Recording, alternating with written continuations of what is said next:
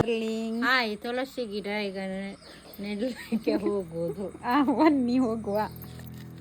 ನಾನೀಗ ನಿನ್ನೆ ನೆಂಟರ ಮನೆಗೆ ಹೋಗಿದ್ದೆ. ಅಲ್ಲಿ ತುಳಸಿ ಗಿಡ ಚಂದ ಚಂದದಿತ್ತು. ಅದನ್ನು ನೋಡ್ರೆ ನನಗೆ ಆಸೆ ಆಯಿತು. ಇದನ್ನು ಮನೆಗೆ ಕೊಂಡೋಗಿ ಈಗ ಪ್ಲಾಸ್ಟಿಕ್ ತೊಟ್ಟೆಯಲ್ಲಿ ಹಾಕಿ ಚಂದ ಮಾಡಿ ನಾಲ್ದಿಗೆ ಆಗ್ತದೆ ಅಂತೇಳಿ ತಗೊಂಡು ಬಂದದ್ದು.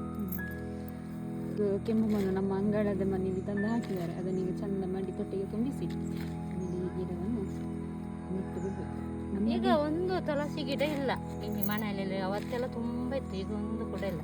ಅದೆಲ್ಲ ಅವ್ರದ್ದು ಜೆಸಿಬಿ ಬಂದು ಒಕ್ಕಿ ನೆಲ ಸಮ ಮಾಡಿ ಇಟ್ಟಿದೆ.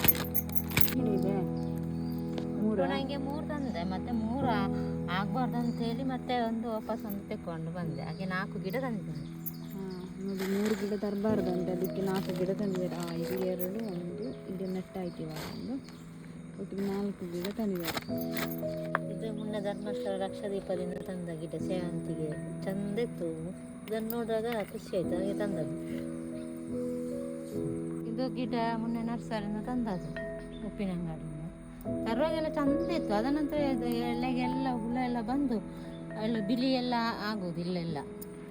ನೋಡಿ ಇಲ್ಲೆಲ್ಲ ಬಿಳಿ ಬಿಳಿ ಆಗ್ತದೆ. ಇದಕ್ಕೇನಾದರೂ ಗೊತ್ತಿದ್ರೆ ಪ್ಲೀಸ್ ಕಮೆಂಟ್ ಮಾಡಿ. ಏನಾದರೂ ನಿಮಗೆ ಸೊಲ್ಯೂಷನ್ ಗೊತ್ತಿದ್ರೆ, ಏನಾದರೂ ಮದ್ದು ಗೊತ್ತಿದ್ರೆ.